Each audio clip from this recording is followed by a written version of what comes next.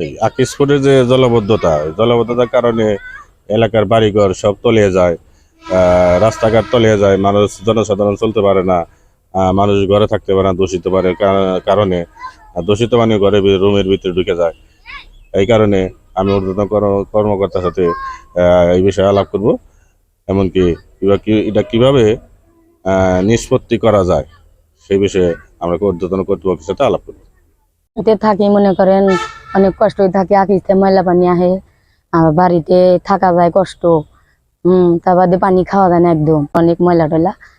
আমরা থাকি গরিব মানুষ, আমার বাড়ি নাই ঘর নাই, কষ্ট করে থাকি। ভালো চাই, পরিবেশ অনেক সুন্দর চাই, যে প্রকারে ভালো হয় এইটাই চাই আমরা। আমার যাতায়াতের সমস্যা হয়, বাথরুমে বা টিউবওয়েলে আসতে সমস্যা হয়, এই পানি উঠোন ভরা যায় বৃষ্টি নামলে পার, নোংরা চারিদিক দিয়ে। আবার টিউবওয়েলের পানিও তো ভালো না, এই পানির জন্য আয়রন, এতে কাপড় চোপড় নষ্ট হয়, খাইতে পারি না।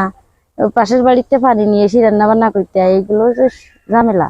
আর আকিজের মনে করেন যে বিশুদ্ধ পানিতে আমাদের জায়গা মনে করেন সমস্যা হয়, আমরা চলতে পারি না, মনে করেন যে ঠিক মতো খাইতে পারি না পানির কারণে, মানে ভালো পানি পাই না। ভালো পানি যা আছে নষ্ট হওয়া যায় পানিতে, মানে করা যায়, বিষাক্ত হয়ে যায়।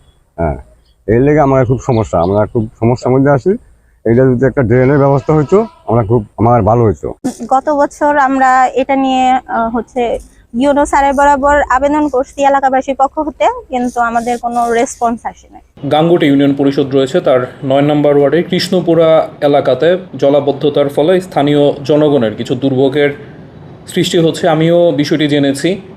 তো এখানে একটা অভিযোগ এসেছে যে স্থানীয় কোনো একটি কলকারখানার, স্থানীয় একটি প্রতিষ্ঠানের আবাসিক বজ্রের কারণে এটি হচ্ছে কিনা আমরা বিষয়টি অবশ্যই তদন্ত করে দেখব। এবং আপনারাও জানেন যে আসলে বাংলাদেশে কিন্তু বিগত বেশ সময় ধরেই আমরা কিন্তু আমাদের যেই জলাবদ্ধতা সৃষ্টির পেছনের অন্যতম কারণ রয়েছে আমাদের নিচু জমিগুলো ভরাট হয়ে যাওয়া, যে আমাদের খাল পুকুর যেগুলো রয়েছে এগুলো ভরাটের ফলেই কিন্তু আমাদের দীর্ঘমেয়াদী জলাবদ্ধতা তৈরি হচ্ছে, এবং জলাবদ্ধতার ফলে মানুষের নানান রকমের দুর্ভোগ তৈরি হচ্ছে।